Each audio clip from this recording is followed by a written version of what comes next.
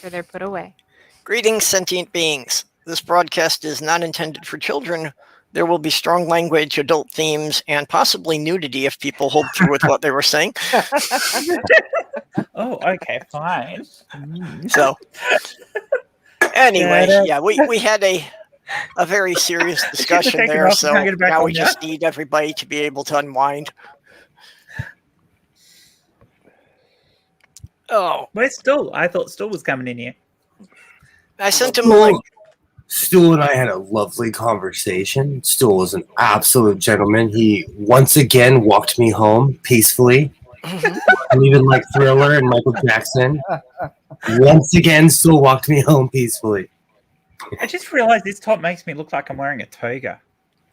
I mean, I'm down for it. Like, that'd be hot. Yesterday you had this like black and red combo, and you look like you were. I was wearing it today. You look like you were in the mirror. You know what's so funny is that the day's starting to blend because we're on different ends of the. This is the jacket I was wearing. Yeah, that was this morning. Sparkly. This is black with little roses. And I love waistcoats because they're awesome. What day? Little roses on my shirt. I love you, roses. I have a mask that matches it. The shirt came with a mask out of the same fabric. Speaking of which, I'm going to incorporate this one into my life. Oh, for fuck's sake. Oh, now that is fucking awesome. I love that. This is a Halloween costume that was way too huge for Isaiah, as you can see. If it fits your big ass, I still have this stupid thing. But technically, I could wear this into a store. Let's just say I feel bad for your mother because she had to squeeze that big ass watermelon head out of her, and I feel so bad for her. She had quite a few, so somewhere along the line. Are you saying you're stretched away for you, are you? Oh man, you think my head is big? My brother Michael, he literally wears like a size 9. He has to get special made hats. Oh wow. Jesus. Yeah. But that's like with birth. You are squeezing something the size of a watermelon out an opening the size of a lemon. My sister That's why babies don't have fully formed skulls, so the skull can deform when it's coming out. In fact, your brain isn't fully developed until after 2 years of age, because otherwise every child would have brain damage after getting born. So it probably killed the mother in every case. The cellular structure of the brain is still growing, so that the skull is still unfused. All the little plates are still loose. Yeah. And then okay, what I got from this conversation is it's first the size of a pencil, then the size of a lemon, then the size of a watermelon. And then I almost fell asleep past that. Well, it's something the size of a pencil giving you something the size of a watermelon. Oh, Never okay, mind. that makes kind of sense. See, I haven't had SEKS in so long, I can't even spell it. Well, you don't even make love to Pamela Henderson? Pamela? Pamela Henderson. Isn't that Pamela? Pamela. Oh, Pamela. Oh, Pamela. I get it. Pamela Henderson. I have never heard that before. I haven't said that one in 20-something years. Pamela Henderson and her 5 friends. Yeah. That's like out here. Palmer and her 5 daughters before. We in LA, every other person is silicone. So it's not rare to call someone Betty Boob Job and her silicone sister. Everybody here is made of fake heart. I'm going to get plastic surgery. The second I see crow's feet, nope, I'm going to get them pulled back. I'm not kidding you. Yeah, that's vanity, babe. That's absolute vanity. I'm going to be old. I'm going to be old and not show my age. Oh, by the way, I've already been told I'm. So you're going to have this pulled flat face next to me who's going to grow all gracefully. Okay. Good night, Junie. My grandma just popped in to say good night to everyone.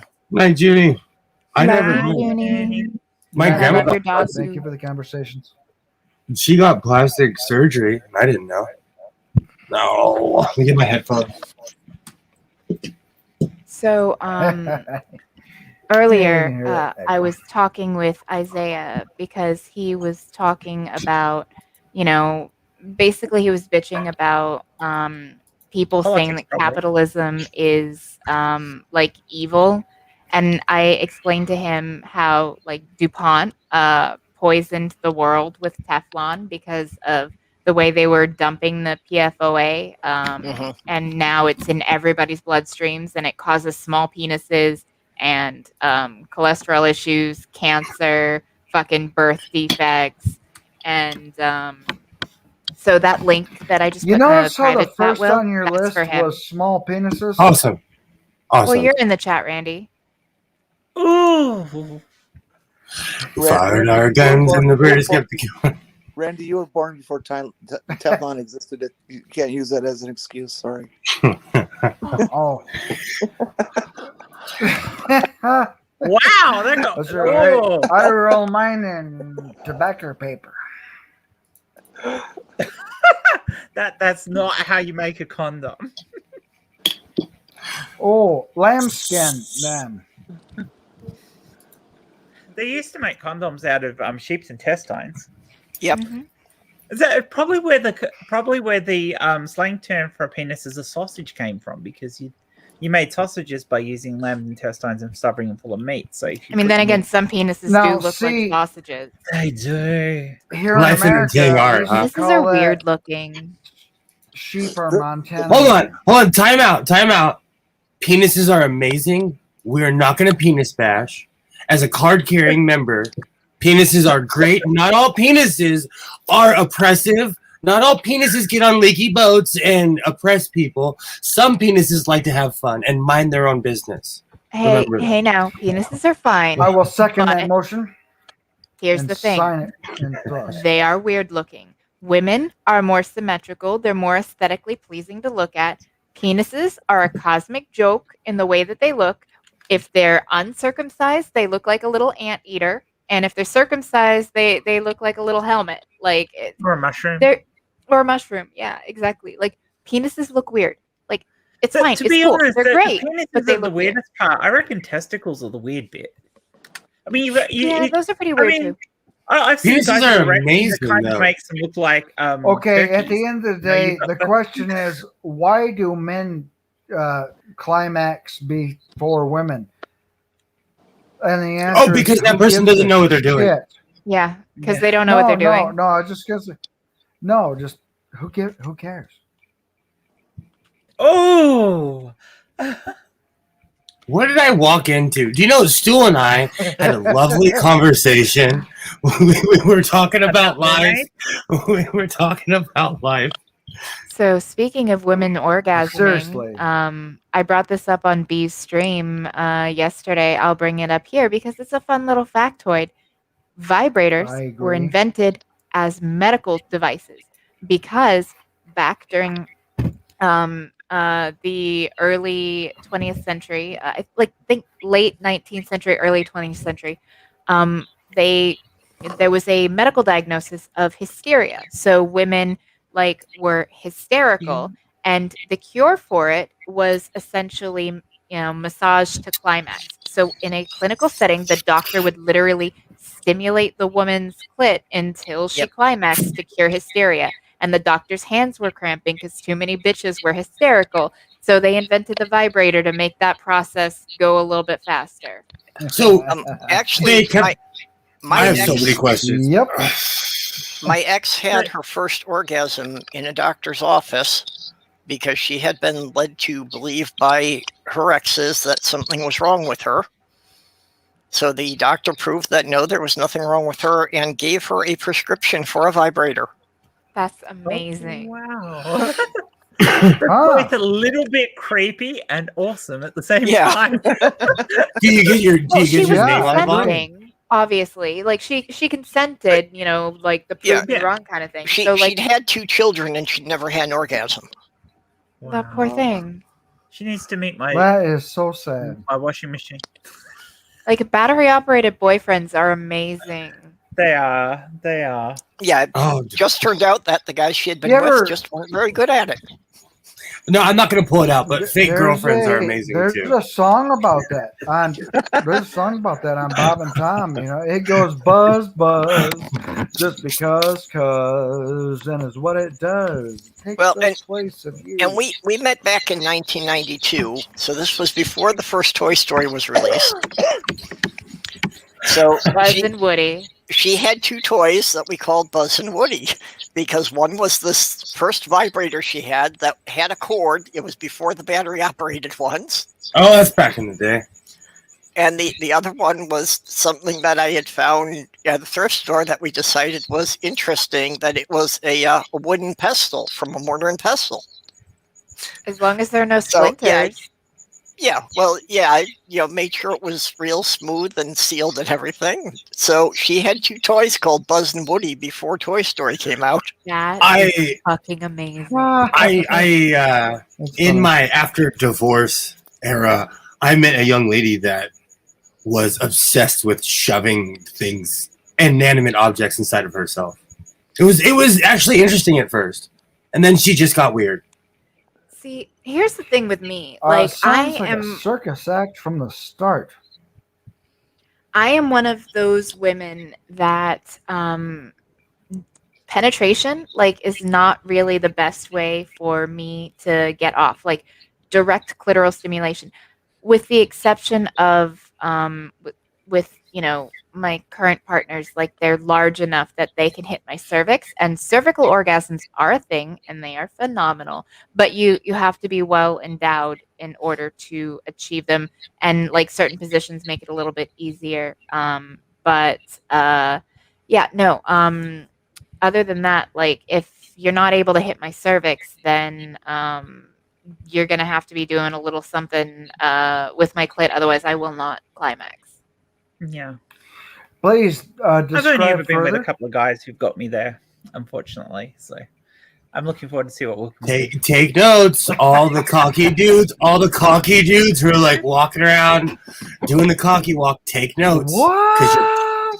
because you're didn't know probably what. not hitting it right. You're probably not. You're probably not hitting it G at all. spot for a little bit, because I think it's interesting. Do you guys know who the G spot was? Who named the G spot? Why it is named the G spot? Professor G, Well, yeah, Mr. Spot, Mr. Spot. German gynecologist named Ernest Grafenberg. So it's called the Grafenberg spot, but we shorten it to the G spot. But technically, he's not the guy who first named it. The person who first named it was Beverly Whipple. And she did not want it named after her because there was a movement at the time to call the G spot Whipple's Tickle. Now, to me, that's such a much better name for it than the G spot. Whipple's Tickle. Go for my Whipple's Tickle. I thought I heard that the first suggested name for it was "Oh my God, oh my God."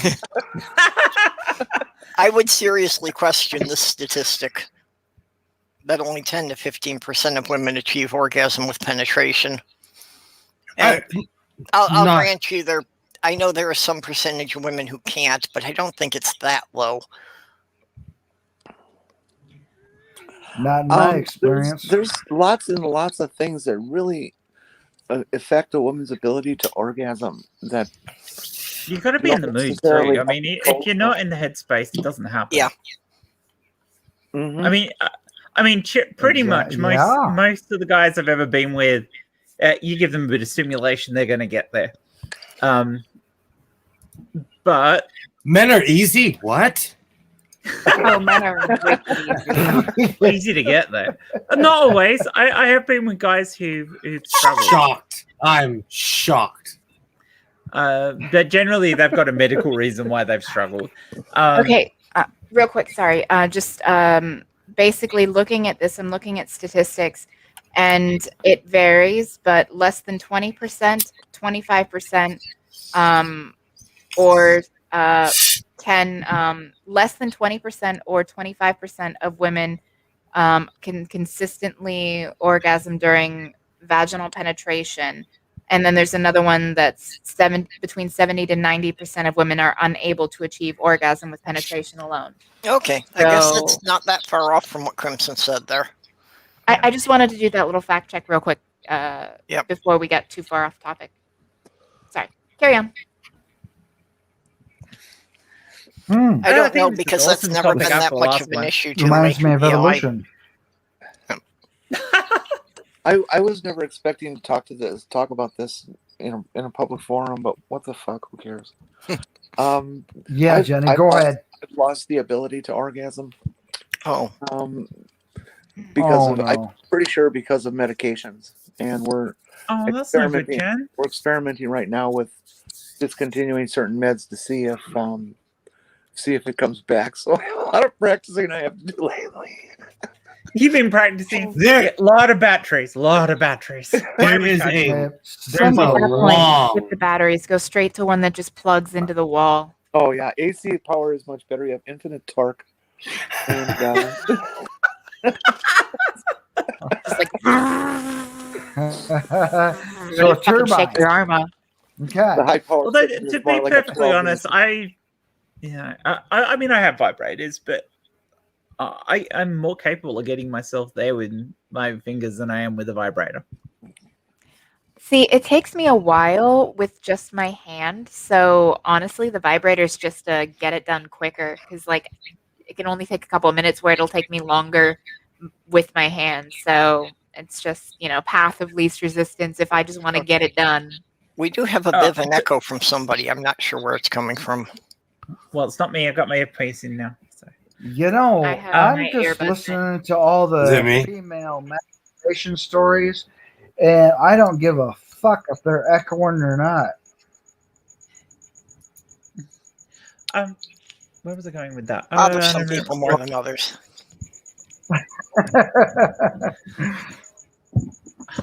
Stupid hair. I'm kidding, Purple. No, female masturbation. I mean, I've done videos on it too. I mean, it's, as people know, my most popular video is on female masturbation. Well, and again, it's largely because of the religious stigma with it, that it's something people don't talk about a lot. And, a lot of the religions even teach women that they shouldn't expect to enjoy it. Yeah, purity culture. I know where my brain was going. Kegel or pelvic floor exercises. If you're a woman, do your pelvic floor exercises. Not only is it good for the future as far as incontinence goes, but it's absolutely brilliant. If you practice your Kegels properly, you can learn to bring yourself off purely with the exercises. And your men will thank you as well. Oh yeah, no. If you actually can like grip on really, really hard to their cock, like it is. Yeah. Especially when they climax, like you just like squeeze it dry. Oh my god.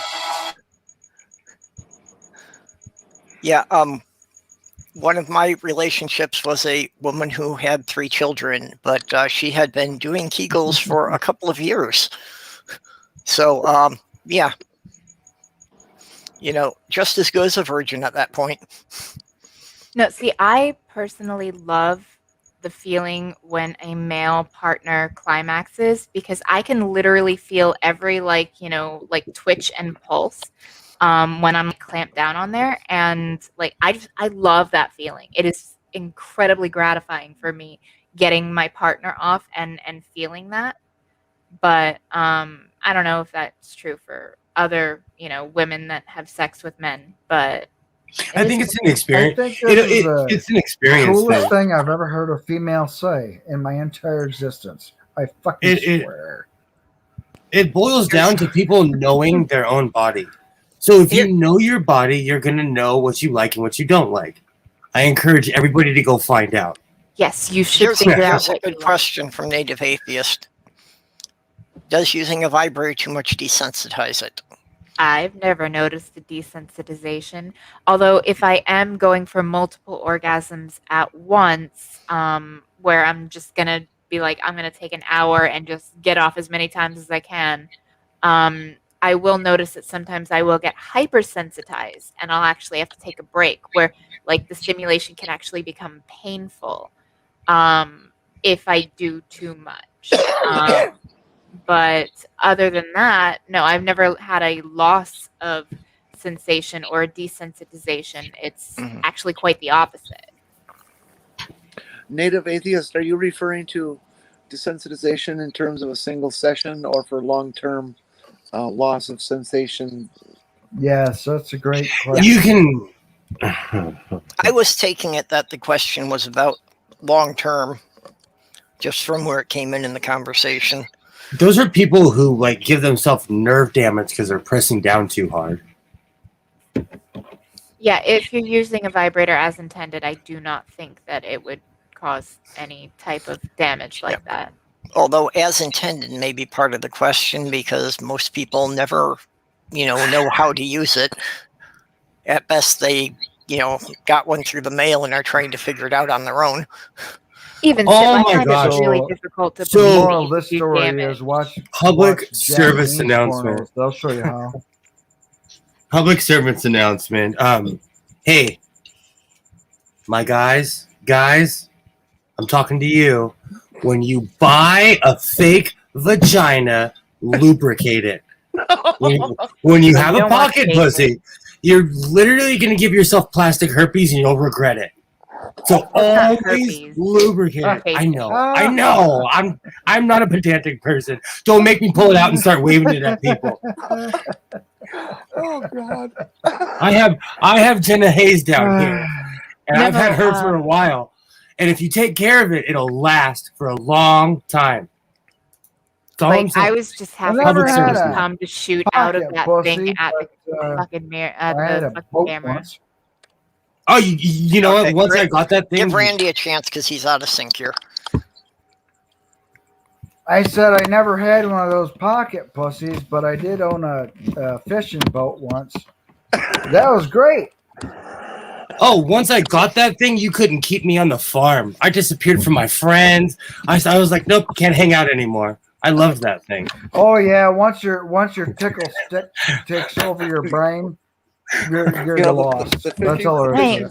The fishing boat Crimson. concept gives you a whole new definition of the term bait box. So true story. I threatened to get one like for years. I said, oh, I'm gonna buy one, and someone that I really respect bought me one for Christmas, and they called my bluff, and I thanked them, and they're probably hate watching, and thank you. Thank you. But I want to say thank you to Crimson because, learning about stimulation, like female stimulation, like, yes, thank you. Not enough people actually learn about what makes sexual organs tick. You learn the basics, but really you have to explore yourself. You have to explore your partner when you get a new partner. And Yes. It's because honestly, we're too busy you're not- exploring what the other thing that ignites you women, and that is money. that's really misogynistic. So to answer Teasing what Maze Grey Wolf said, yes, you should always. So I'm going back to my guys. Always clean your vagina. When you have a pocket vagina, you should always clean it. Yeah, and any kind of sex toys, cleaning them after every use is very important. When you have a Regularly. I would actually recommend cleaning it before and after. Absolutely. If you've got Yeah. it stored away somewhere. Sure, if you cleaned and sanitized it, what have you, when you put it away, you're probably fine, but it's still best practices to clean it Yes. before you use and it. never ever take it to the beach. Oh, sand in the vagina. Ooh, Also, not- these things you get them do crabs in there. they have expiration. Oh my gosh, they have expiration dates, and if you don't store them in a cool place, they will dry up because they're made of a weird polymer. Yeah, the polymers will deteriorate over time. So you have to keep them in a cool place. Also, Why don't you just get watch married? what lubricants you use with sex toys if you use them, because some lubricants, if they're not water-based, they can actually break down break down the sex toys. I'm allergic to deteriorate. everything. I'm allergic, so I use very specific plain stuff. And Crimson, if you're feeling saucy, take control and be like, show me how you pleasure yourself and watch. I That's a good would way to never do it. use anything other than a silicone water-based. I just don't.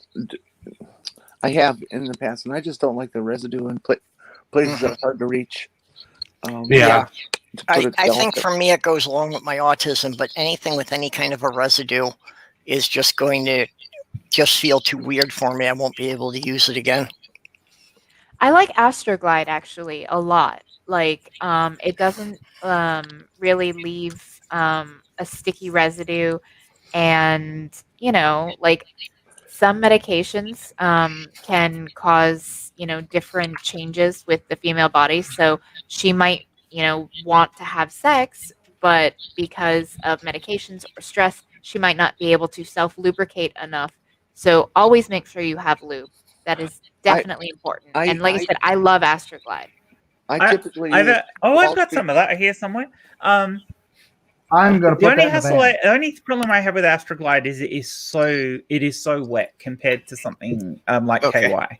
I fair, because it can be quite messy. Give Jenny a turn. I tend to use a Walgreens generic because it's significantly less expensive. It's like 50% less. And it's well, I agree with Jen on Astroglide.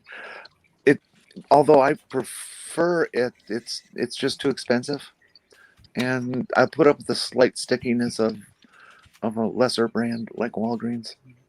Mm. I mean, KY is not bad, and they actually do have some nice ones. There are 2 parts where it's like you use one on. This is mostly for penetrative with male and female, but you use one on the male partner and one on the female partner, and then when they touch, they have like a warming, tingling sensation. That's actually a lot of fun, and it's a way to spice things up a little bit. Oh, and a bit of advice for anybody using lube: always clean up yourself afterwards, because the exception probably of Astroglide, because I believe it's body absorbent. Most lubes have stuff in them which isn't body absorbent, and they'll stick around, and you can increase your chance of a yeast infection. Who's laying around in lube? If you're laying around in lube, you're probably not who is laying around in lube? That's under 30. Yeah, what you gonna do? You're gonna tell your partner, we started off all good and everything, but here we are laying around covered in sand. And we don't be covered in sand. Sand and sex do not go well together. Not on any planet. Yeah. Another thing I do want to say, though, is always urinate after sex, especially if you're a woman. But regardless, you should, because when it comes down to it, no matter how clean you are, there is a very small area between your vaginal opening, and your ass. And there's, a small area between basically between your ass and your urethra. And you can have bacteria, like no matter how clean you are, you can actually have, bacteria from your colon that can then get, rubbed up against your urethra, and that causes urinary tract infection. Well, and especially if there is any type of fluid there that will allow the bacteria to travel through it. Yeah. And for any guys who don't know what they're looking for, the clitoris is for stimulating, not urethra. And so my new band name is Covered in Sin, and my first album is Always Pee After Sex. And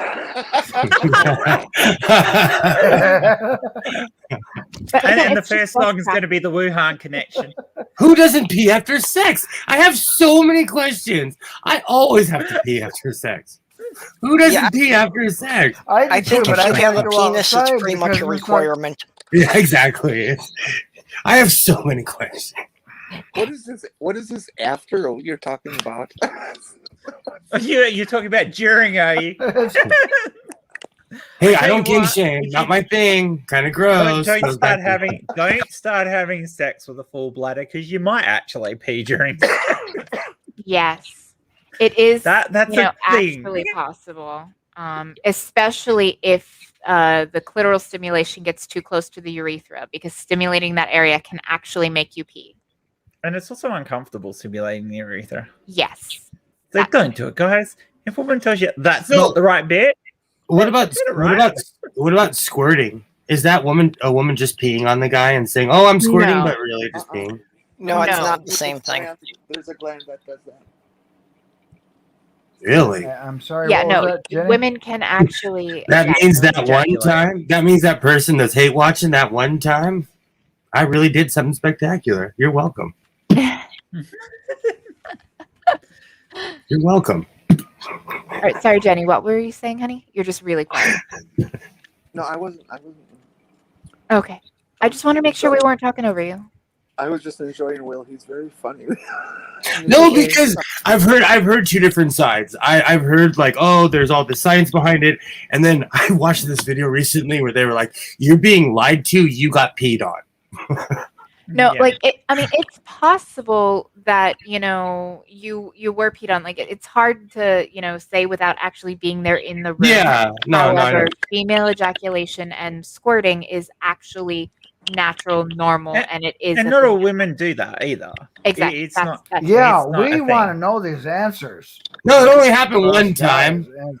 And I'm rode hard and put up wet. Only happened once. we always want to understand that song. Love squirts. Hey, Doc.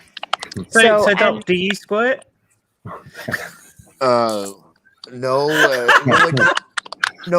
What would you call it? It's like squirting, but what would you call it when powder comes out? Is it more like a puff than a squirt? Tales from the crypt? Do you say powder? If powder Maybe comes the out, you probably Andromeda got strain? kidney stone. Call it doctor. I'm just Cool. thinking Andromeda strain. Puff Next, the your blood's going to be magic crystallized. dragon, I've seen by that. I've the seen sea. So, like a couple of differences is female ejaculate, like squirting, it would not have the smell of urine, Yeah. and it would be more clear and watery Yep. as opposed to like yellowy and urine-y, Yeah. like because it's two totally different things.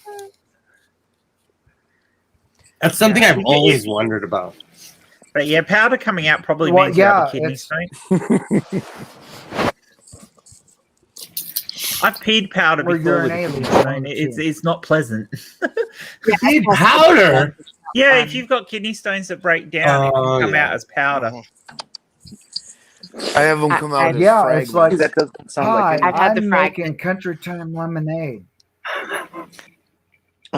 Well, if you have kidney stones and they come out as powder, you're lucky. My ex passed a kidney stone the size of a grain of rice. And after that, she said it was a myth that men could never feel anything that was worse than childbirth.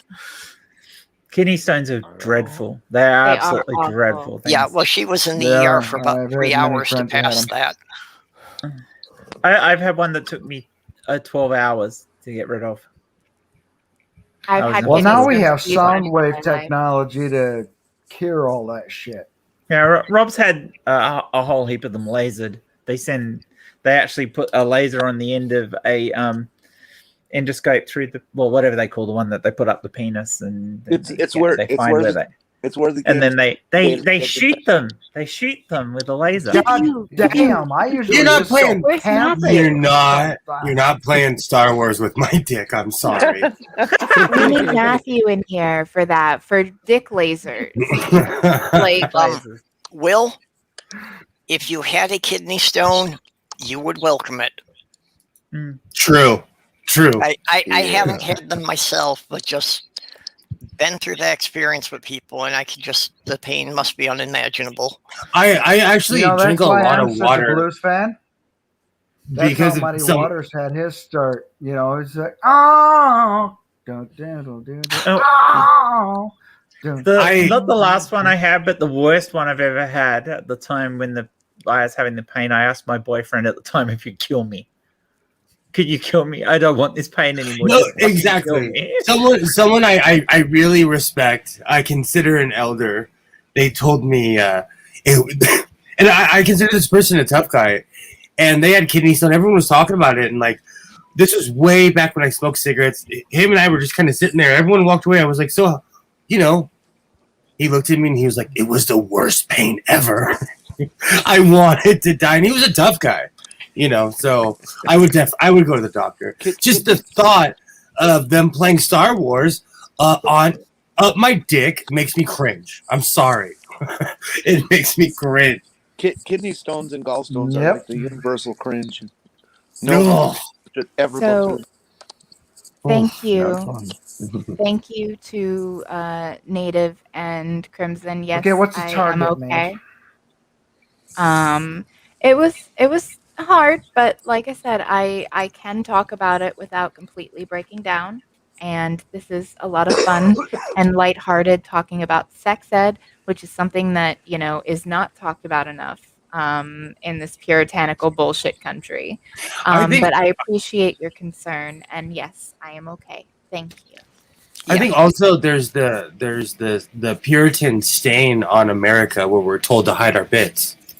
I think that particular Puritan stain is everywhere. Well, It's the same here as well. You know, people don't want to talk or about we're sex. or we're sold false images of what it is to be a person.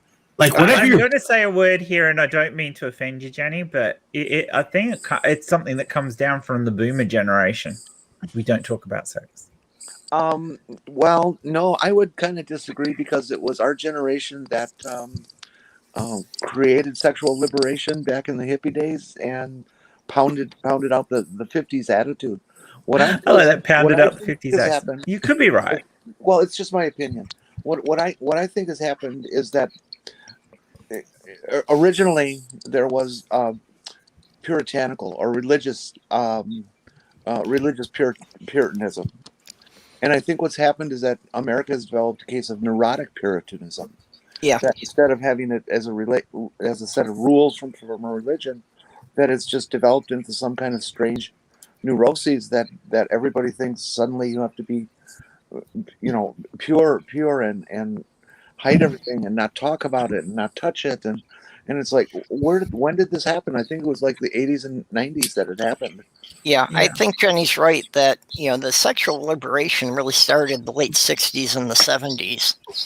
That, you know, then it started coming more into the public view and people being okay with sex. But yeah, somehow by the end of the 80s, it's like it clamped down on that again, that we weren't allowed to talk about it anymore. I don't know about that. I wonder how much AIDS had to do with that. I was going to say. So I have to tell you, one of the reasons we had a lot of sex, we just wrapped it up. So I don't know what you would call that. Because in my day, I'm pre-internet. That's how we said hello to each other half the time. We were so damn bored. We were so damn bored compared to kids now. Like, I laugh when kids say, oh, this and this, and we were doing this. Like, they think they invented it. So, I don't know. I come from a weird era where people still had sex. We just protected ourselves. I come from a land down under. but it was because of people like but it was because of Ryan White, Magic Johnson, you know, it was because of people like that we were scared of AIDS, and my generation was lied to. We were told if you sit in a toilet seat, if you make out with somebody, you can catch AIDS. If you know, all kinds of just things that we would laugh at nowadays. Yeah. So yeah, I think AIDS probably had something to do with it. Seraphim mentioned Christianity. No, Christianity has gone down. It's lower than it ever has been in this country, where it's actually the minority of people, like 43%, I heard the number, who profess to be Christian and go to church and stuff.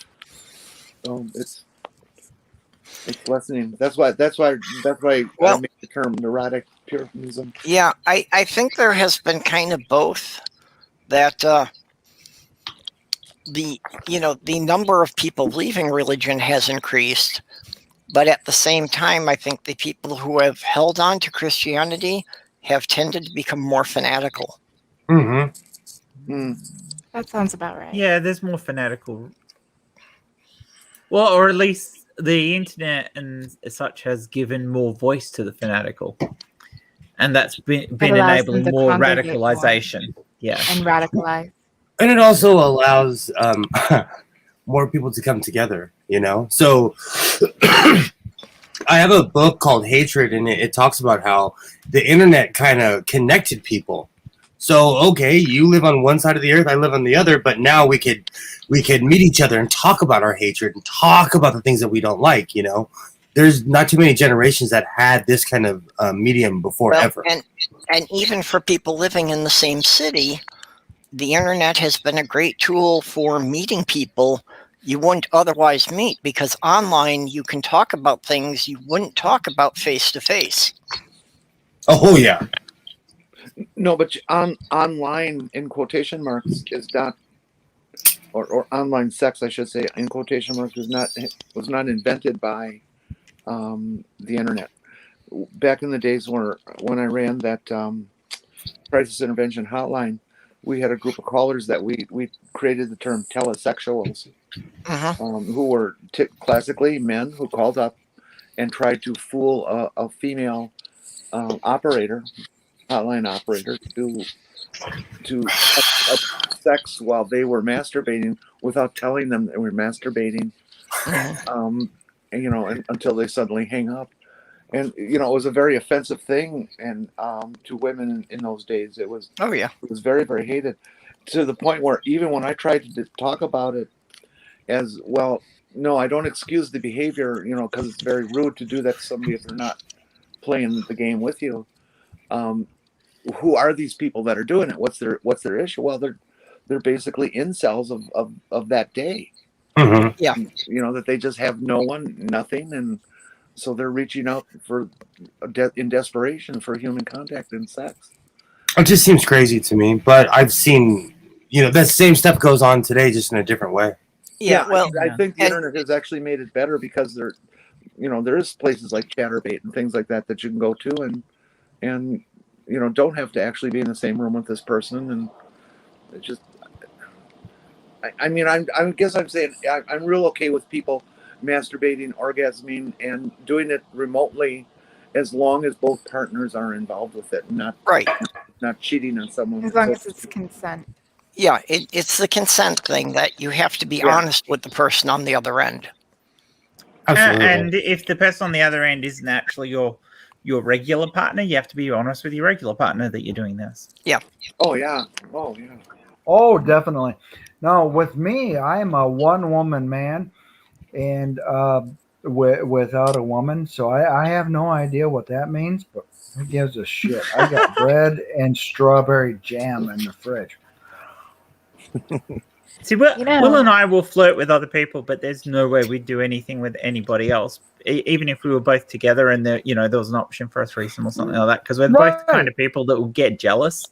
And you couldn't do that. You couldn't have an open, thingy relationship with others involved if one or either of you are going to be jealous. It just you have to know yourself and your partner, and you have to talk to your partner about, your guidelines of what's acceptable and what isn't. And jealous people usually give themselves away right away. Oh yeah. Yeah. I've had a few jealousies, because doing shows and everything, a lot of it is, well, still today anyway, is male female contact, and humor. You're gonna kiss old Fred because he's in the back seat, and the driver don't know what the hell's going on, but Fred's driving Fred, and you got all these blah blah blah going on. And my girlfriend is out there in the audience, and here I am trying to put on this act as a character. And she's getting pissed because these younger girls are, giving me a kiss on the cheek and stuff like this. And it's like, it's acting. You knew you hooked up with an entertainer. Yeah. Right from the get-go. Can I just point out that I doubt Stool ever stopped wanking? Yeah, I mean, he's probably chafed himself by now. I laugh. So, who do you think wanks off to you on the internet? because there's that weird statistic that there's people like everyone on the internet. If you're on the internet, someone has wanked to you. Okay, I've heard that, but I have never wanted to think about any specific person, so I'm leaving that alone. Given comments made whilst I've been streaming and comments written on videos, Ricardo, I reckon, has to be. There are certain people. Sorry if you're ever watching this later, Ricardo, but there are things you have said. Well, and that's to take your subject very seriously. I can't imagine that anyone has ever done that to my image on the tube. It's just. I guarantee you. It's just beyond my belief. We live on a planet with how many people? Almost 8 billion. Well, the rest of the planet's got to see you. So statistically speaking, it's mathematically impossible that somebody hasn't wanked to you. So if you're on the internet, like I'm of two minds on this. It's like one, it's like I don't care. Like if I'm putting something out there, if someone wants to do something with it, like it doesn't affect me in the slightest, you know. But then there's also a part of me that's like morbidly curious to know. Exactly. Like, I don't care. If someone wants to wank to me, cool. Like I have no knowledge of it. Who fucking cares? So, for example, that you said that. There's people who like flat out say, "Oh, I don't like sewing," and they keep coming around. In my mind, I'm like, "Ooh, they wank to me." They wank to me all the time. You know? My masturbation video has 72,000 views now. And I know from the analytics, most of that is them watching the first 2 minutes of that video. So and a lot of it is people watching it multiple times. So I know there are people who do that to me. You know what? 40,000 something people. Thumbnail still shows up every time I turn over to YouTube. Like you want to watch this? It shows up in the algorithm every no, time. Sarah, I'm pro wanking. I'm pro wanking. I'm just saying, somebody, if you're on the internet for a certain amount of time, somebody has rubbed one out to you. I don't know who has done it to me, but again, like I'm morbidly curious. Like it's like I almost want to know, but then I kind of don't.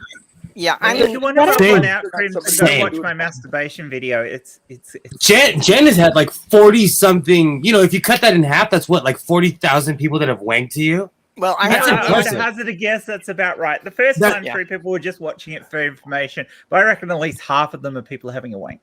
Well, that's impressive. That's impressive. 5% is impressive. Holy fuck! Yeah, exactly. Would be impressive, but it's so more views than any of my other videos. Wait a minute now. Yeah. Is it 20,000 people, or is it just one person who's done 20,000 times? No, it'd be at least 40, because I mean, there's 72,000 views. 20,000 people. 72,000 people watch that video. Equals so if one you cut view. that in half. And if you do it again, if you view it again, whatever video it is, it doesn't matter. It does not count the second time. Oh, doesn't it? So whoever's doing it, Oh. So you can watch something over. Yeah. So they have to be they're separate people. Well, I've heard that, but I'm not sure if that's true. So I think you have a limited, like, it stops counting after a certain amount of times. And it has to be, like, you can't watch it 5 times on the same day. You have to watch it one day, and then you have to watch it the next day, and then it'll count it. Yeah, I think if it's been on separate days, it counts. Yeah, you can't consecutively just watch it. Has, yes. Yeah.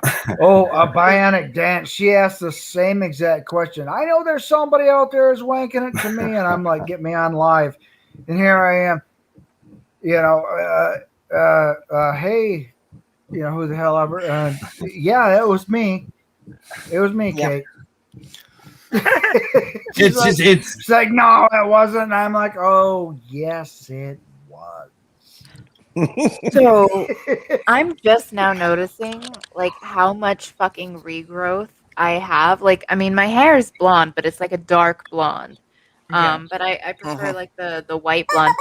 I need to touch up my roots, but after I do, I'm not going to be platinum blonde for long because I ordered my my temporary hair dye. So once it gets here, I'll be changing my hair color.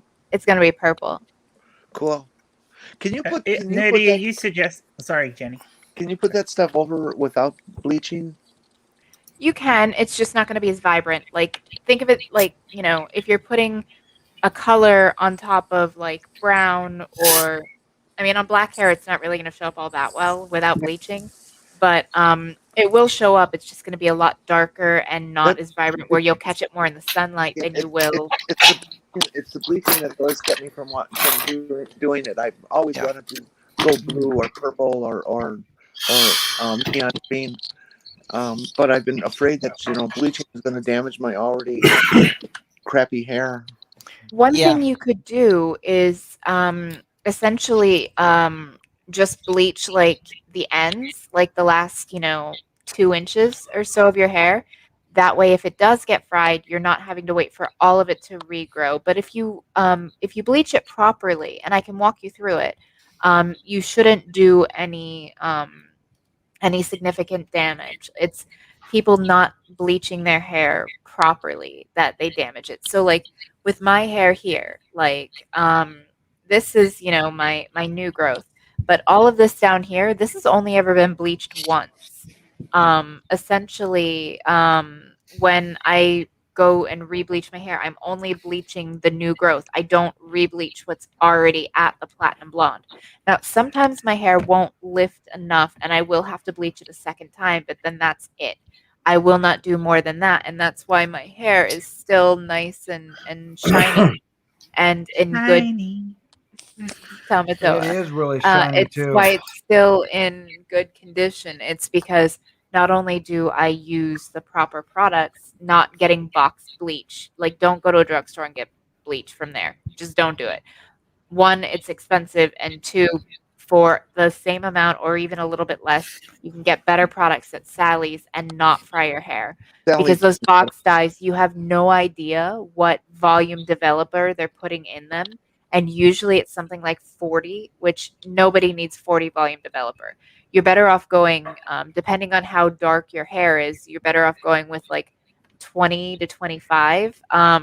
Or I use 30, but that's because I'm going for super high lift, trying to get like this white blonde. So I'll use 30 volume developer and then like electric blue, like blue lightning or whatever powder. There's other powders that I've tried too, but you'll use the powder bleach, mixing it with 30 volume developer, and then you process your hair, and you want to make sure that you have not washed your hair for at least 48 hours before bleaching it, because those natural oils will help protect your hair cuticle from damage.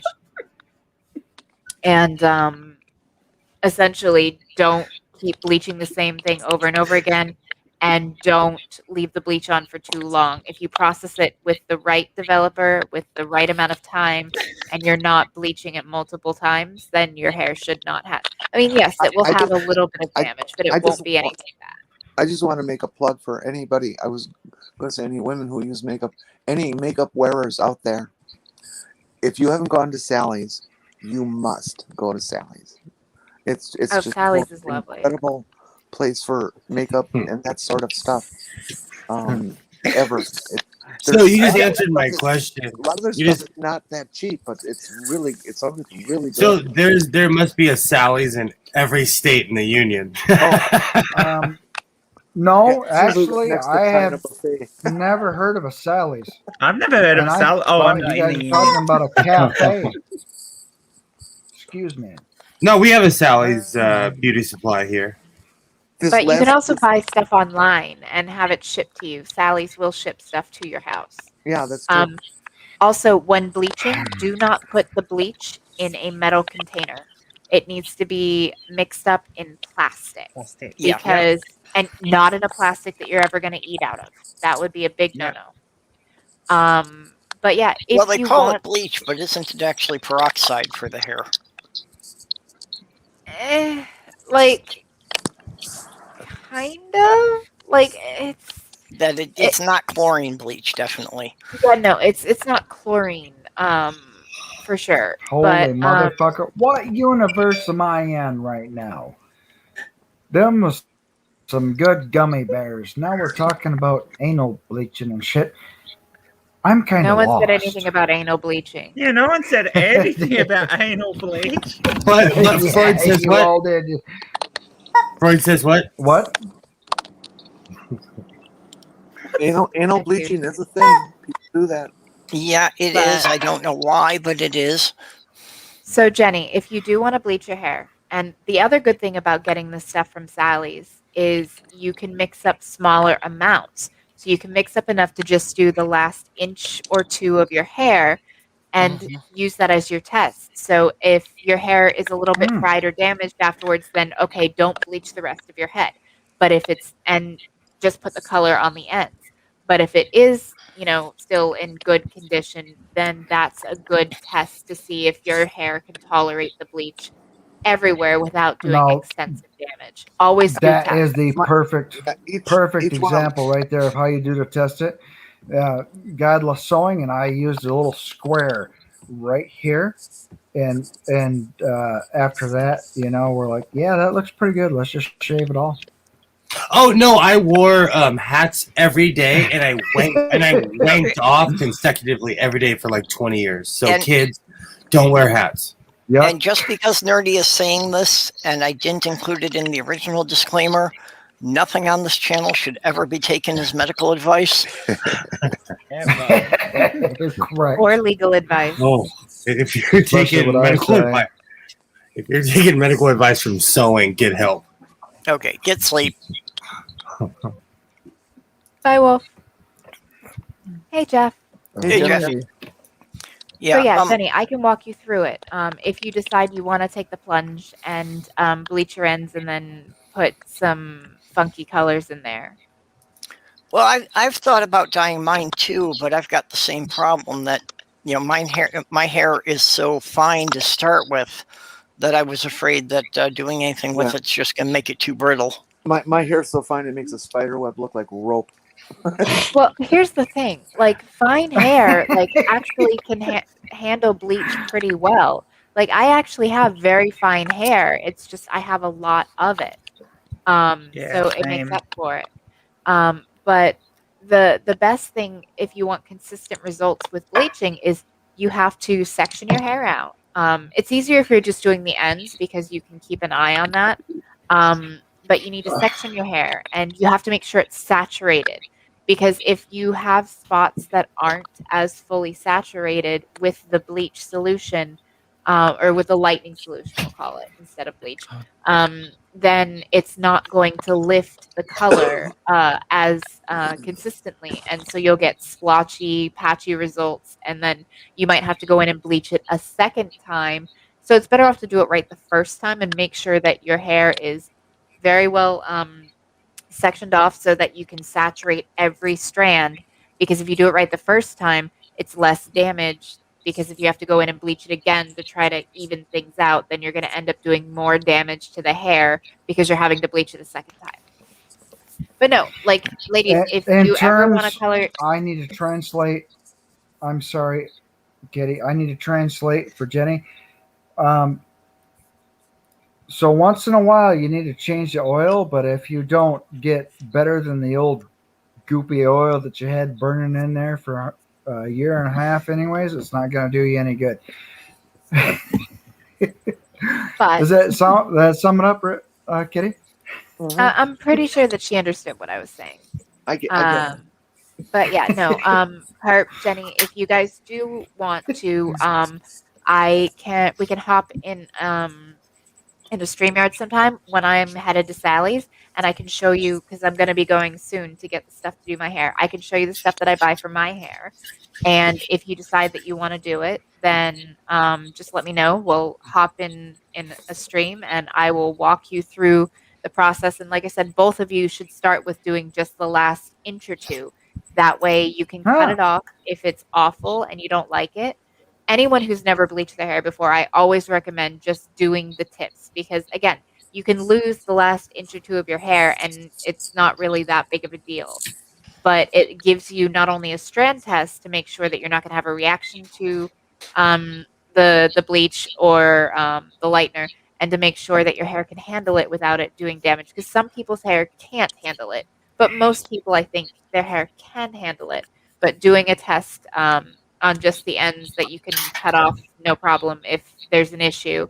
Yeah. And then you give the funky color to your ends. And if you have to be in a professional setting, doing just your ends is always a good thing because you can always roll it up into a bun and hide the color when you're in your professional setting where you can't have colored hair, but let it down and let your hair down and wave it out and have fun with it when you're off the clock.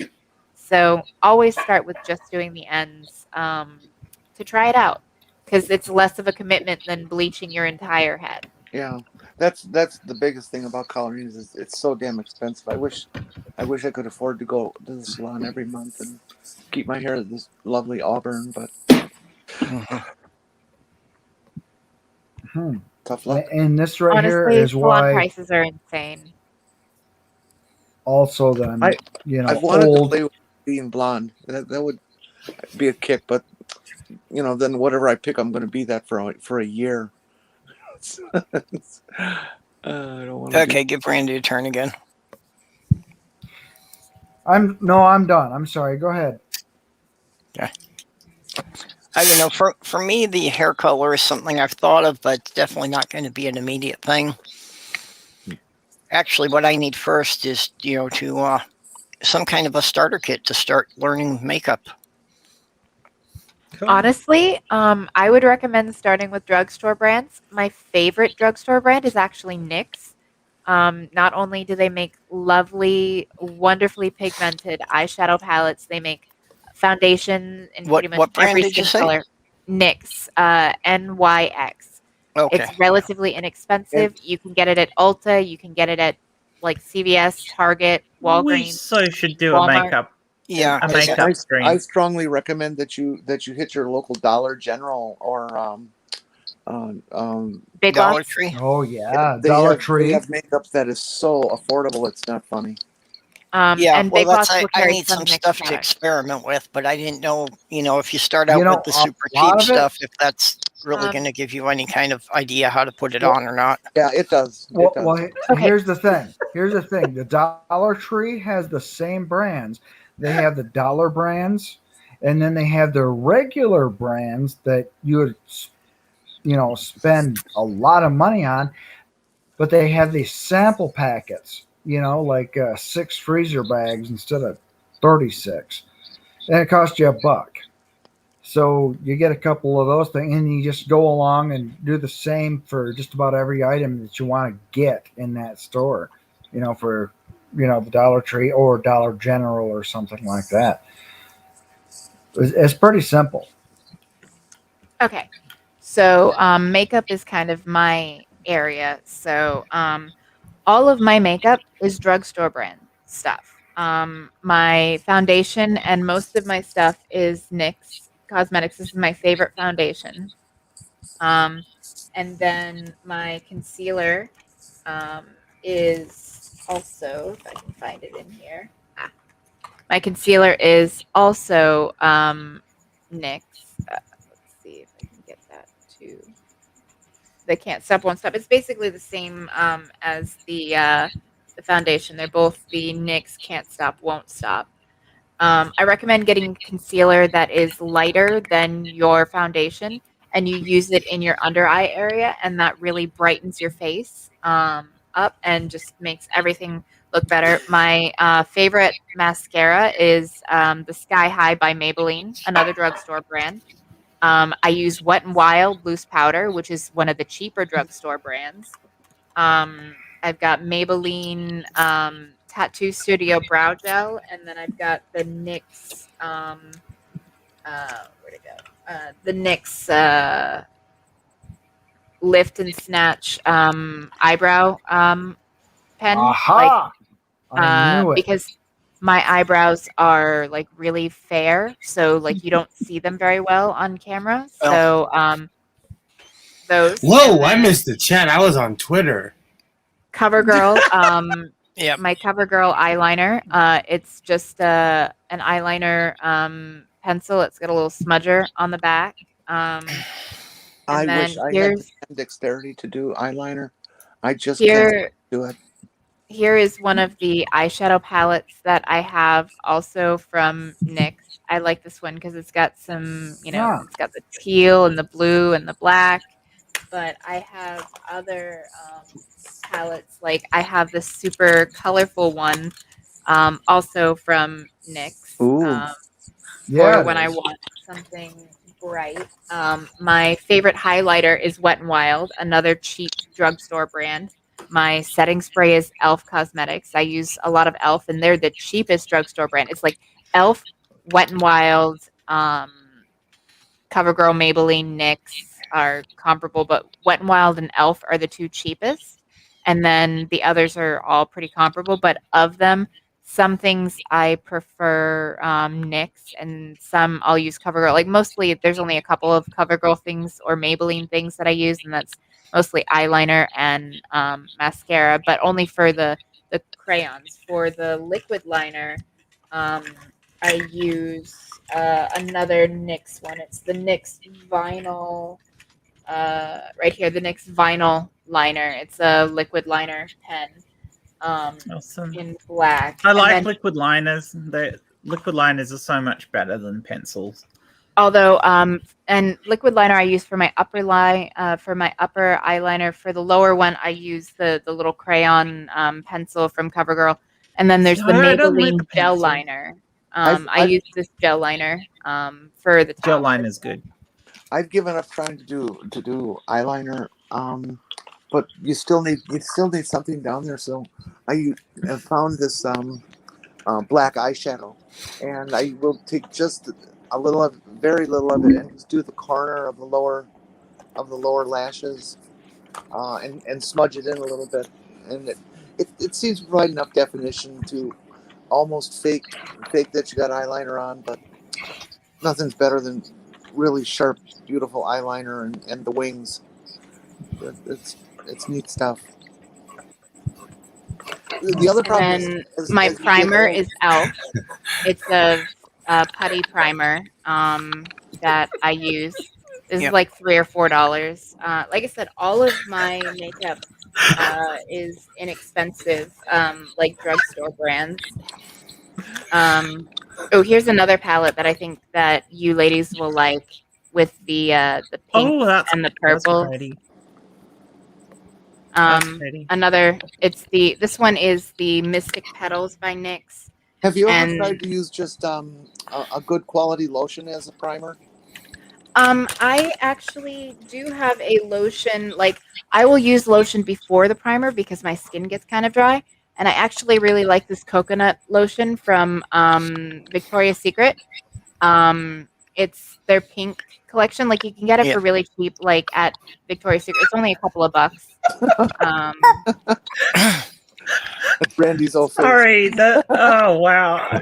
Sorry, the chat is lit. The chat is lit right now. But I love this lotion for my face because it doesn't make me break out, but it does moisturize really, really well. And a little bit goes a long way. Like, I bought this bottle of lotion like over a year ago, and it's still like mostly full. Yeah, my favorite favorite primer is 3M. Well, and I like their sandpaper and Bondo too. As I said, to be fair, Brandon, Will is my boyfriend. Will is hot as hell. So this is a nude palette from NYX. Oh, that's nice. I need to start out with the very basics of, what are the different makeups and what is each one for? I mean, okay, I can help with that. I need fire something palette. like, if you've got a 10-year-old niece trying makeup for the first time, what would you be telling her? Okay, exactly what I'm trying to tell now. Break this down. You want a primer, but you can get by with just a good quality hand lotion. Okay. Now we're talking about just getting started, not necessarily what you're going to do 5 years from now. Right. But to get started, try just a good quality hand lotion. And the purpose of that is that once you have something that's sticking real well to the face, all the makeup tends to stay in place better. For eyeshadows, go buy a palette. Try to you have brown hair, right? Light brown, yeah. And light brown. Okay. you probably want to stay away from like the blues kind of eyeshadows, and focus more on kind of neutrals and browns and earth tones for eyeshadow. I would agree with that, Jenny. Eyeliner, geez, everybody's going to be different. Some people like a pencil, some like a brush, some like a felt tip pen type. So that you're just going to have to experiment with. You might also be old enough in my situation where the eyelids have gotten so loose, the skin, that you try to draw a line and it bunches up, and so you end up with you have to use a different technique if you have hooded eyes. Yeah. No, my skin's pretty good yet. No, here's the thing. I don't. Brandon, you're going in the wrong direction. It's not even an age thing with me. I actually have hooded eyes, which is essentially you get your eyes get more hooded as you get older. But I've always had hooded eyes, and so when I do my eyeliner, I have to be very careful because if I look straight ahead at the camera, my eyelid basically disappears. And the best way to describe hooded eyes is there's like extra skin up here that will come down and cover up my eyelids. So when I do my eyeshadow, I actually have to bring it up higher than the natural crease area so that it's visible. Otherwise, you won't see it when my eyes are open. But if my eyes are closed, you can see it. Yeah, that's very. And there's a technique. Something you might want to go ahead and do is find an eyebrow place and have them arch your eyebrows. Make it clear that you don't want to make them horribly thin. But you want them arched. I wouldn't. They charge like $10, $15, $20, and you're in a pair of tweezers and some wax. You can do it yourself. To deliberately dilute. I went to a conversation to establish the line. Who likes barbecue? Look after that. So Randy is trying to derail us for some reason. I'm just gonna. Oh, Brandon, that's just mean. Yep. Yeah, go away, Brandon. God, I wish I could do this chat. For doing winged liner on hooded eyes, there is a different technique to it because it's not that hard to get the line going along your lash line. But when you get to this point and want to do a wing, that's where you run into trouble. And the issue is if you pull the skin and then try to draw the line, it's going to get all bunched up and it's going to look weird. So what you have to do is you have to look straight ahead and start your line and just kind of let it, you need either a liquid liner or a thinned out gel liner. Like I use this stuff called Duraline by Inglot, and I add it to my gel liner to make it where it's thicker than a liquid, but thinner than a regular gel liner, because a gel liner will skip because it's not as smooth as a liquid, but a liquid you need a little bit more oily wax, basically, is what you're saying. You could stop interrupting so I could finish. Just saying. Sorry. Just saying. And essentially, you want to look straight ahead, and you want something that's going to go smooth so that you can just kind of go over those little creases that you have and get your line in place. And then look down and bring it back and fill it in so that you have your little wing and do it that way. The other thing you can do is use black eyeshadow and do a fake wing by basically just, smudging out some black that's eyeshadow to give you a wing without having to deal with the liner. But if you want to try the liner, there's a technique to it, and I can show it to you. And eyeliner is difficult to do it with because if you do mess it up, you'll be cleaning it off and starting again. Oh, another thing, you want to invest in some micellar water. Micellar water is amazing at taking off makeup. It is fucking phenomenal. Oh, I am. Sorry to interrupt, Kitty. Brandon, stop being nasty. Oh, he's been nasty since the moment you got through, huh? Oop. I'm in love with the Neutrogena makeup removal. Oh, you beat me. I was going to give you a little time out. Good brand, Jenny. Yeah. Also, my false lashes are magnetic, so there's actually. Oh, really? You use those? Yeah, no, they're basically just 2 lashes with some little magnets, and it sandwiches my natural lashes in between them, so I don't have to fuck around with lash glue because magnetic. Your natural lashes are awesome, though, Kitty. So, but basically, the magnetic lashes here, when they're in place, they'll look like this, but it's literally two strips here, and there's little magnets in them. So you basically, it helps if you have a little bit of not wet mascara, but like if you've put the mascara on and given it like 30 seconds or so to start to dry, then you essentially layer the top one on. And let me make sure that these, no, yeah, it would be this side. So it's easier if you have slightly damp mascara to do this. Here, let me get a mirror.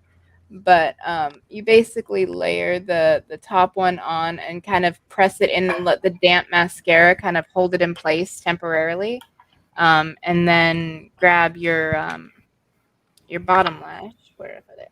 Here it is. And the magnets will essentially catch it, and it sandwiches your lashes between them, and then you have false lashes without having to fuck around with eyelash glue. Okay, I never heard of magnetic before.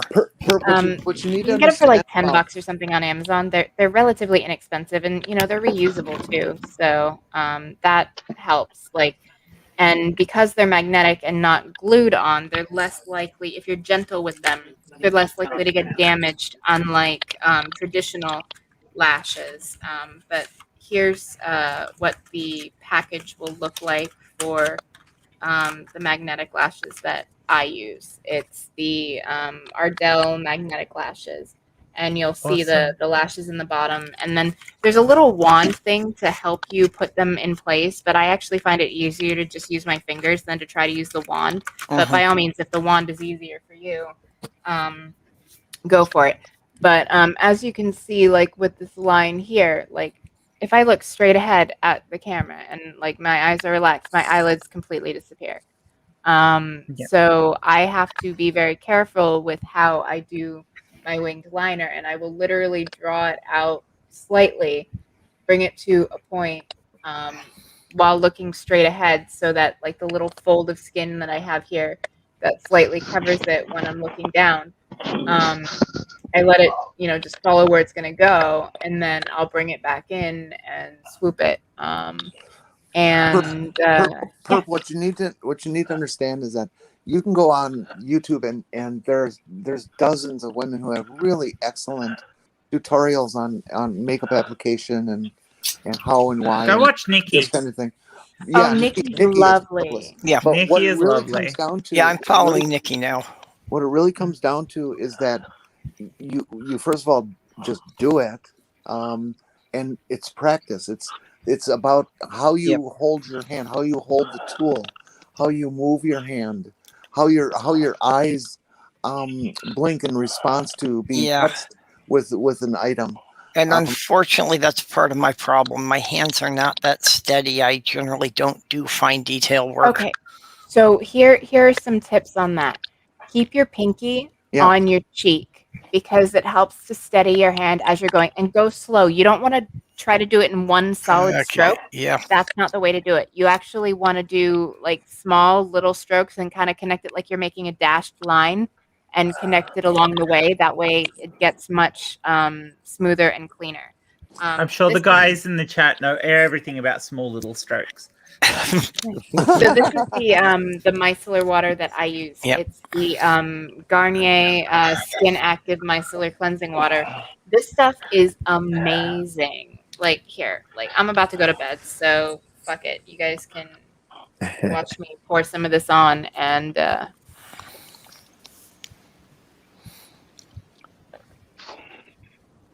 it's easier with cotton pads as opposed to doing oh yeah, perp, definitely buy spots. But makeup remover is important. Like you can see the difference, and you can see actually no, you can't, because that light is so bright, but you can see like But I have cotton pads that with work out makeup better. on. Aside from the fact it's not good for your skin to leave it on all the time, it's really bad for your pillows. Well, yeah, I know it's bad to go to bed with your makeup on because your skin doesn't get to breathe properly then. Well, and you stain the fuck out of your pillow.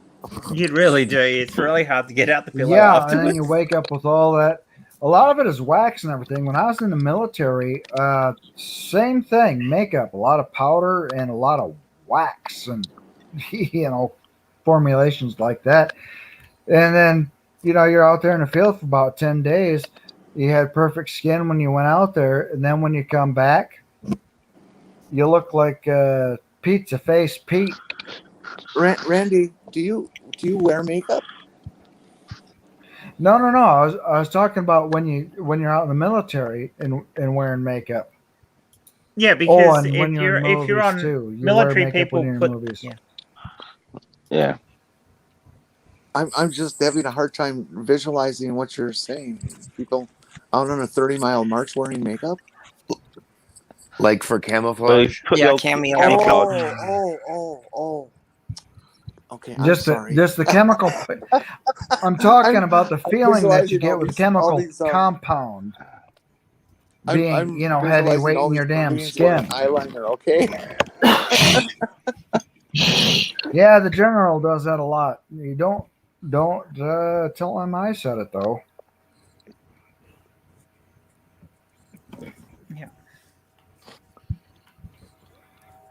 But you can see why I do stuff to my eyebrows to make them more visible. Mm-hmm.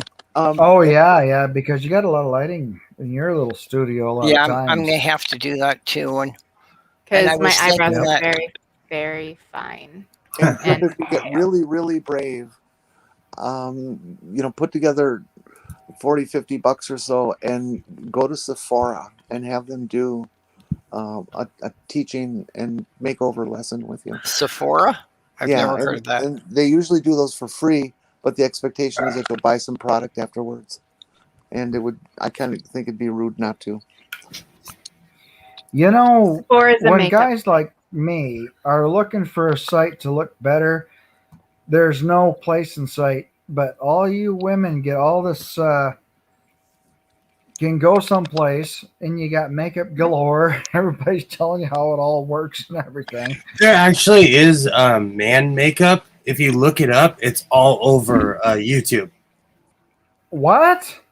Yeah, and there's this one. I don't want to give a plug to a person, so you should look it up. But there's one person who does it. It's this big buff guy. Was it Bjorn Hansen? I've also changed my opinion, I have to say. At first I thought it was just kind of weird, but you got these people like, what's his name? Jeffree Star? Is that correct? Jeffree Star, James Charles. So I watched. Look, sorry, Jenny.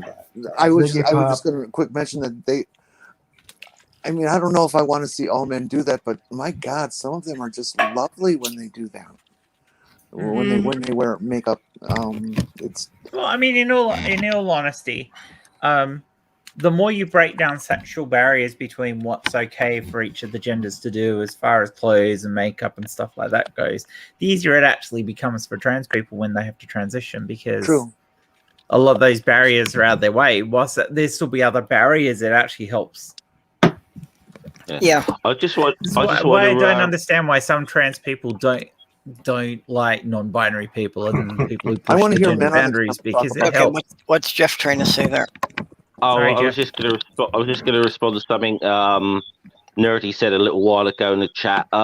Despite what my avatar, I will absolutely be useless at giving makeup advice. I didn't. Let's put it this way: when that picture was taken, I was not the one who applied that makeup. I've tried putting on like corpse paint before, like for getting myself like black metaled up and that, but I am hopeless at it.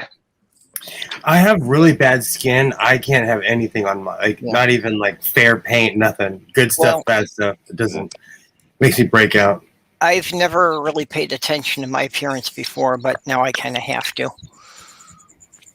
And isn't that an interesting comment on society? That the fact that you're going to transition or are transitioning makes you suddenly aware or desirous or feel obligated to take care of yourself in a certain way that you haven't for all these years? Well, I've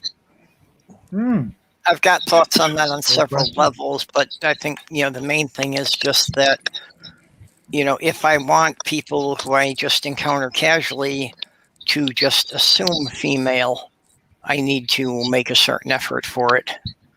Mm-hmm. You shouldn't have to, though. That is the point, that you shouldn't have to make that effort.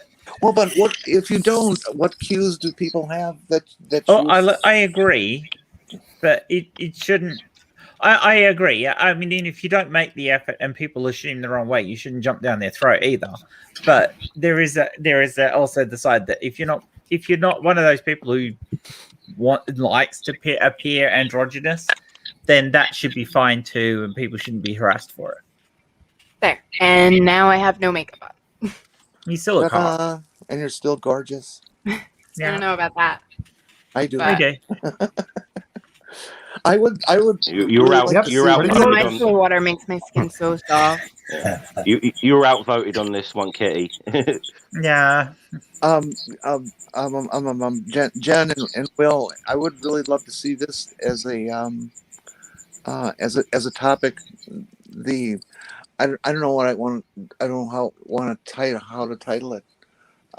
But about men who are starting to use makeup and men wearing dresses and these things. So I think there's a big stigma, but there are men who wear makeup every day. Oh, sure. In everyday life. So I don't think there's but it's different because I live in LA. So there's to me, there's no stigma behind it because every other person is wearing makeup here. Yeah, you're not going to find that out in Southeast Minnesota. Like it's nothing to see a guy with a trucker hat and some cover up on. Yeah. and I'm not kidding you. And I'm not even that's not even funny. But it is. Driving my truck with my high heels on. I would be glad to bring awareness to that because there is a whole world out there. I feel it started with Jamie Dodger, and then I started following Shaba, his wife, and then I started following Rolly.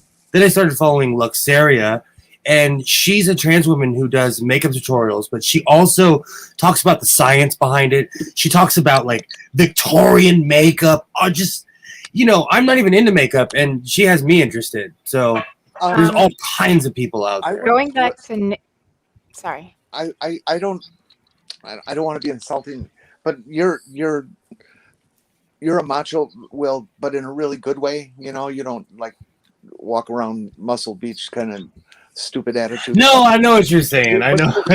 You're a very masculine guy, and I would be interested in you speaking to how it makes you feel on the inside in terms of cringe when you see a man who's heavily made up or wearing dresses or both. It doesn't, though. Not in any way, shape, or form does it make me cringe. Was it always that way? I've never thought that people. I've never thought that people living their life was a bad thing. So no, yeah. But also I grew up in LA County where, like, it wasn't rare to see a trans woman 35 years ago around here. Yeah, and I mean, I'm not the first trans person who's been in a relationship with. So, I mean, Will was in a relationship with a trans person long before, you could actually talk about these sort of things. So long time ago. Yeah, a long time ago. And she's still my friend. Like I always say, she went kind of crazy, became a Trumper, but she's still my friend. I have to admit that prior to my transition, any sort of femininity expressed by men gave me major cringe reaction. And I'm sure it's wrapped up in for my own identity and how I avoided it. There's a bit of self-hate that goes in there. Yeah, Jen. yeah, exactly. Yeah. But I feel a whole bunch different about it now. But when I look back, yeah. Oh, sorry. Yeah, so my reaction has been very different. That all along just men who were wearing makeup or, expressing somewhat feminine. For me, it was always just a feeling of envy that they could get away with that and I couldn't. I've always when I was younger, I grew up around my dad and he had his biker friends and everything, but my mom had a best friend who was like old school San Francisco gay, like super on fire gay. So growing up, I never thought that it was a bad thing, that it was bad to be gay ever. And so everything that came with that, it was one of those things. I don't know. Maybe my parents did do something right. And I just wasn't paying attention. Real quick, sorry. You said you started following Nikki tutorials. She actually is a trans woman, and she put out a video a couple months back on facial feminization techniques with makeup. So when you start out, that might. Well, no, she doesn't. Okay. Yeah, I haven't gotten to looking at her older stuff yet. I just wanted to let you know that it's there so you could go looking for it, because she does show different techniques to help with facial feminization, like hiding, bits that, basically makeup to help trans women feel more their authentic self. Yeah, well, that's one of the things that was pointed out to me as, trying to downplay the rather angular jawline. So, I think if I do more to attract attention to the eyes, to just draw attention up more. That'll help. Like I try to accentuate my jawline with the contouring. A hairstyle that helps to cover some of the jaw will also help her. Yeah, I don't know if my hair will style at all. It's just limp and hangs there. So yeah, I don't know how long your hair is. I shaved today. Styling done. Yeah. You make yourself look sexy first of all, is that right, Randy? Yeah. I'm adding to the conversation. That's all I'm doing. Yeah, my hair only gets down to about my shoulder blades now. It used to be much longer, but it doesn't seem to grow beyond that anymore. Well, that's pretty damn long. Go get a styling. You need to cut it to make it grow. Basically, you've got to regularly trim off the. Let's see, I haven't had my cut for a while, so it's pretty much staying at the length it is, because your hair reacts to being cut. So you need to have a little bit trimmed off just to re-encourage it. And I keep hearing both ways about that that's a myth and that it really works, and don't know who to believe at this point. I will go with the school of that. If you cut off a little bit, it helps. When I started going to the salon for the first time in 30, 40 years, I perceived that my hair was growing fast. Finally started growing again. I felt like I was stuck at a certain length for forever. There's two aspects for it. If you don't cut off the split ends, your hair splits up further. You end up with losing more of your hair because it's weaker. So by trimming it, you're stopping the split ends going up the hair, so it gets thicker and it grows out more. And there's the aspect of, does it, your hair's responding to less weight on it, so it tries to grow back to your follicles react, but it doesn't always work for everyone. For me, the other was learning which products don't beat the shit out of your hair so it breaks so easily. Yeah.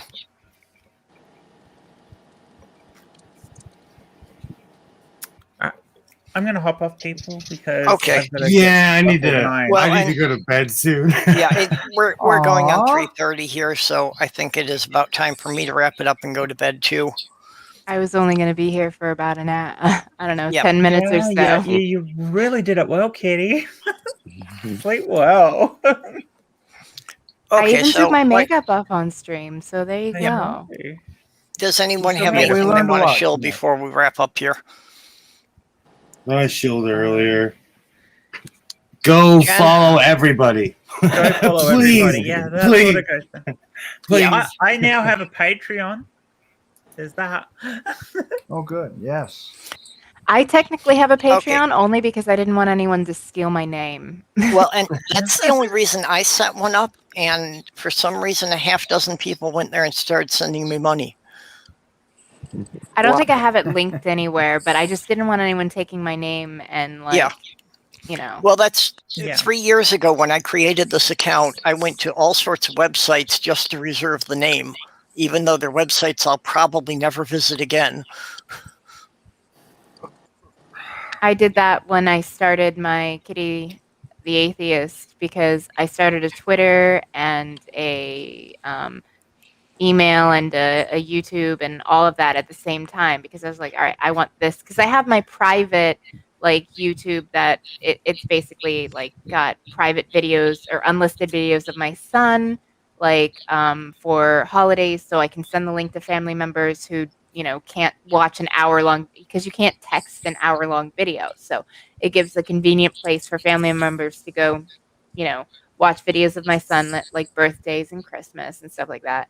But I decided, hey, I want to start making YouTube content. And then I still haven't actually gotten around to doing much in the way of making content. I'm more like just hanging out with other people, but that's fine. Okay, well, Jen and Kitty, if you have additional links, send me DMs on Twitter so I can add those to the shilling list and make sure I get your links in the description for future things. You don't have to put my Patreon in the description. Yeah, like I don't think I have my Patreon even linked on my YouTube. Like it was literally just reserved. I've tweeted it, and it's on today's What the Fuck Show stream. Okay. If anybody's interested, but you don't have to add it. Well, just say I get the list from Amiga Nuts. He'll add it eventually. Yeah, maintains the official shilling list. And that's where I get everybody's links. So anyone who comes into the chat, I add their links into the description. And, I send him updates whenever I find a link for somebody that he doesn't have in there. Yeah. Which reminds me, I didn't put Jeff's link in the description here when he came in. So it was a heavy conversation earlier, but I needed this. Like, yes, I am exhausted and I need sleep, but I definitely needed this camaraderie and just shooting the shit and the sex talk. The sex talk was awesome. That was awesome. Yeah, we should definitely talk about sex more. Well, I figured after the serious discussion, everybody would need a chance to unwind before going to bed. Oh, and Brandon, you're on the list of chasers, and you're welcome. I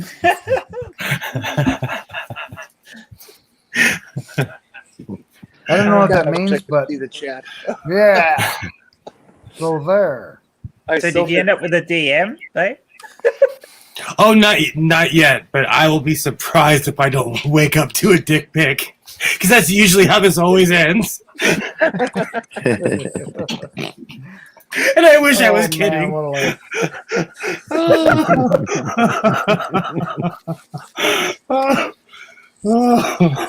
Oh wow! Yeah. Humans. Seriously. We can laugh about that, but effectively that was sexual harassment. Oh, people feel free to do it to me all the time. I don't even know why. They give themselves permission. You don't have permission, but people do it all the time. You don't have permission. That is not okay. Yeah. Oh, it happens all the time. I'm desensitized to it at this point. It's and you know what? It's ever since I got on Twitter, nothing but trouble. There was lots of sex talk. So you need to go back and talk about. We were talking about clitorises and Whipple's tickle. Oh yeah, you need to watch the show from the beginning. We started out talking about sex toys. No, you missed it. Okay, and with that, we're gonna let it go here for the night, and we will see you all next Wednesday. Bye. Bye, all. Goodbye. Bye. Chad. Have a good night.